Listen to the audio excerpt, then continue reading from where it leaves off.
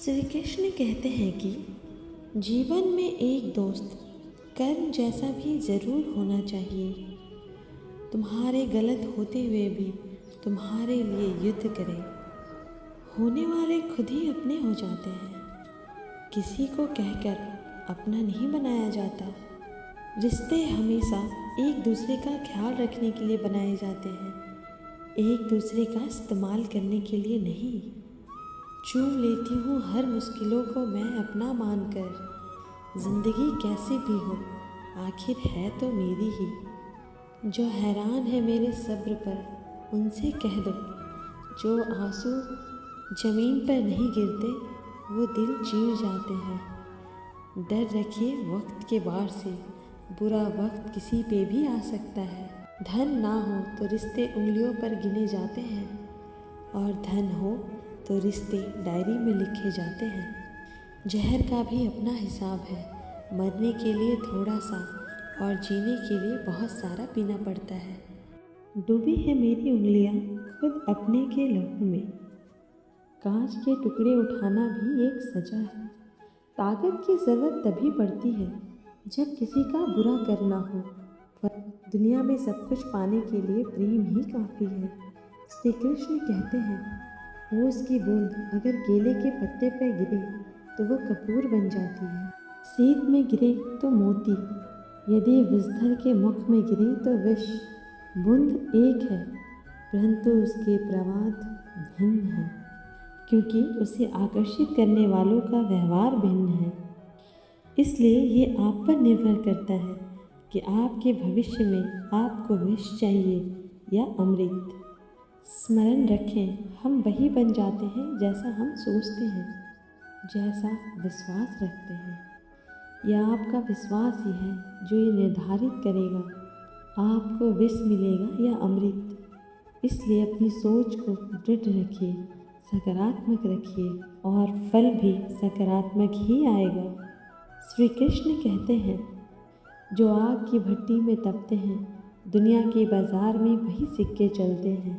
लोगों की निंदा किए बिना दुष्ट व्यक्ति को आनंद नहीं आता। जैसे कौवा सभी रसों का भोग करता है परंतु गंदगी के बिना उसकी तृप्ति नहीं होती। जिंदगी एक बार मिलती है, ये बिल्कुल गलत है।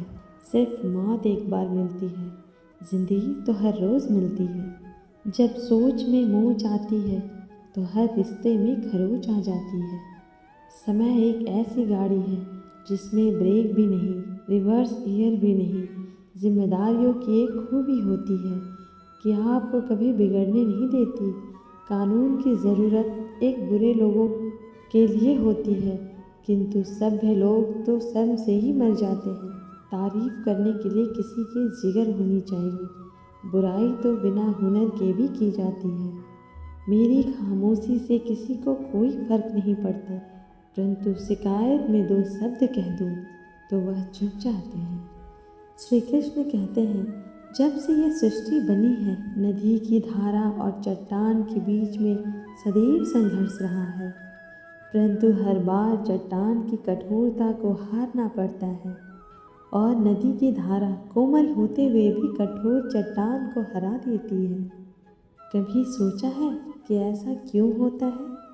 चट्टान इतनी कठोर और जल इतना कोमल, चट्टान इतना दृढ़ और जल इतना लचीला होने पर भी सदैव चट्टान कठोर होने के बावजूद जल अपना रास्ता बना ही लेती है। इसका कारण सिर्फ एक ही है, वो है लगातार चलने की क्षमता। जल बढ़ता रहता है और चट्टान अडिग रहती है। इसी कारण जल चट्टान को काट कर मार्ग बना लेती है। इसीलिए लगातार चलते रहें, रुकिए मत। चट्टान जैसी हर समस्याओं को काटा जा सकता है। श्री कृष्ण कहते हैं, हम क्या करते हैं इसका महत्व कम है, किंतु हम उसको किस भाव से करते हैं इसका महत्व बहुत अधिक है। फन कुचलने का हुनर भी सीखिए। सांपों के खौफ से जंगल नहीं छोड़ा करते। उदास तो बहुत रहे पर कभी जाहिर न किया, कहा सब ठीक है, बस इसी शब्द ने सब संभाल लिया। अनुमान गलत हो सकता है परंतु अनुभव कभी गलत नहीं होता, क्योंकि अनुमान हमारे मन की कल्पना है और अनुभव हमारे जीवन का सीख। अगर लड़ना ही है तो अपने कड़वे स्वभाव से लड़ो, जो किसी को भी अपना नहीं होने देता। गुस्सा बहुत चतुर होता है, ये अक्सर कमज़ोर पर ही निकलता है। धूप बहुत कड़ी है, बदन जल रहा है, कुछ तकलीफ ज़रूर है, पर घर चल रहा है। वक्त वो तराजू है जो बुरे वक्त में अपनों का वज़न बता देता है। जिसमें नुकसान सहने की ताकत हो, वो भी मुनाफा कमा सकता है, फिर चाहे वो कारोबार हो या रिश्ते। श्री कृष्ण कहते हैं, जिम्मेदारियाँ भी खूब परीक्षा लेती हैं, जो निभाता है उसी को परेशान करते हैं। कहीं ना कहीं कर्मों का डर है, वरना गंगा पर इतनी भीड़ नहीं होती। जो कर्म को समझता है उसे धर्म को समझने की ज़रूरत ही नहीं। पाप कभी भी शरीर नहीं करता, उसके विचार करते हैं, और गंगा विचारों को नहीं सिर्फ शरीर को धोती है। शब्द का महत्व तो बोलने के भाव से पता चल जाता है, वरना वेलकम तो दरवाजे के गेट पर भी लिखा होता है। मन की लिखूं तो शब्द रूठ जाते हैं, सच लिखूं तो अपने रूठ जाते हैं। जिन पैसों में अपनी मेहनत की महक न हो, वो पैसा सुख का साधन तो दे सकता है, लेकिन मन को शांति नहीं दे सकता। बचपन कितना खूबसूरत था, तब खिलौने ज़िंदगी में थे, आज ज़िंदगी खिलौना है। श्री कृष्ण कहते हैं, आपने किसी फल को पेड़ से अलग होते हुए देखा है? बड़ा दुख होता है जब आप अपने उद्यम से अलग होते हैं, परंतु ये दूरी भी आवश्यक है। आप फल को ही ले लीजिए, जीवन दाता वृक्ष से अलग होकर। ये फल न केवल दूसरों के भूख को शांत करता है, इसके अंदर के बीज को भी ये एक नए पेड़ के रूप में दे सकता है। इसकी भांति ही मनुष्य को भी अपने सगे संबंधी से अलग होना पड़ता है। यही अलगाव एक नई सृष्टि, एक नए विकास को जन्म देती है। इसलिए ऐसे अलग होने से दुखी मत होइए, उसका स्वागत कीजिए, क्योंकि ये विकास की नींव है। श्री कृष्ण कहते हैं, गलतफहमी में जीने का मज़ा ही कुछ और है, वरना हकीकतें अक्सर रुला देती हैं। जब तक रास्ते समझ में आते हैं, तब तक लौटने का वक्त हो जाता है। यही ज़िंदगी है। प्यार नहीं बिकता किसी इंसान के लिए, परंतु इंसान बिक जाता है अपने मतलब के लिए। जब तक किसी अपने से धोखा ना मिले, तब तक समझ नहीं आता ज़िंदगी क्या है। मुझे नफ़रत पसंद है, परंतु दिखावे का अपनापन नहीं। शीशा कमज़ोर बहुत होता है, परंतु सच दिखाने से घबराता नहीं है। अपराध वो भावना है जिसके कारण संसार में सदा दुख का कारण होता है। हम सब अपराधियों से घृणा करते हैं, उन्हें कोसते हैं, परंतु क्या कभी विचार आया है कोई भी जन्म से अपराधी नहीं होता? तो ऐसा क्या कारण है कि कोई इतना बुरा बन जाता है कि वो बुराई की सीमा ही पार कर जाए?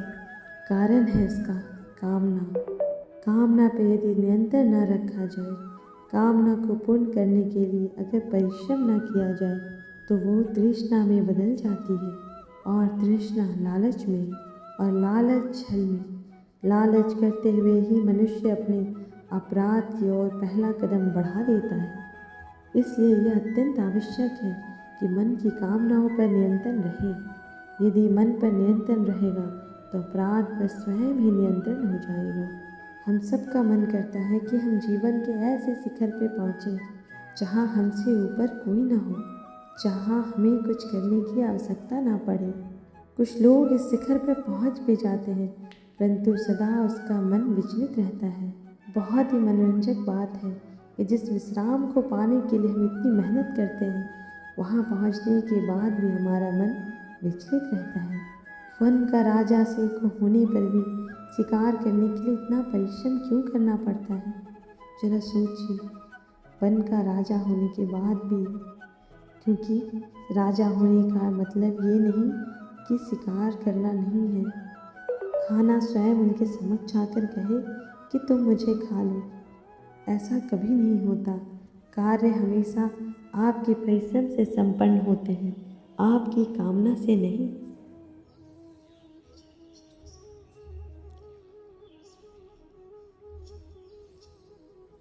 यदि आप नीचे हैं तो सदैव स्मरण रखिए कि आपका परिश्रम ही आपको ऊपर की ओर ले जाएगा, और अगर आप ऊंचाई पे हैं तो वहाँ पे रहने के लिए भी आपको निरंतर परिश्रम करना पड़ेगा।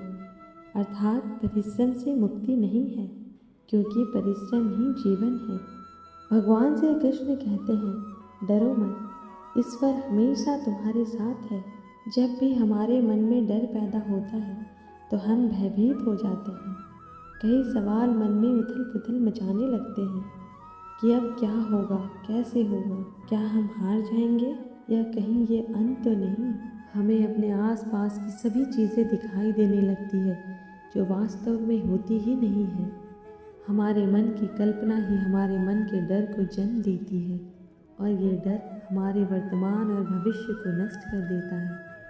अक्सर हमने देखा होगा कि संसार में सभी लोगों को किसी न किसी वस्तु का या किसी न किसी व्यक्ति का डर हमेशा ही सताता रहता है, और जो सबसे बड़ा डर मनुष्य के मन में घर कर लेता है वो होता है मृत्यु का डर, जो हर एक व्यक्ति को आजीवन परेशान किए रखता है।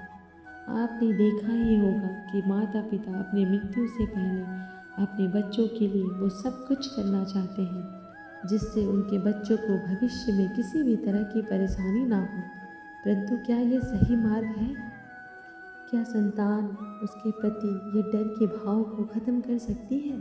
भगवान श्री कृष्ण सदैव कहते हैं कि हम अपने जीवन काल में बहुत से कर्म करते हैं, लेकिन जो कर्म हम पहले से करते आ रहे हैं उससे अगर हम कुछ अलग करना चाहते हैं तो हमारी हार का, हमें असफल होने का डर सताता है।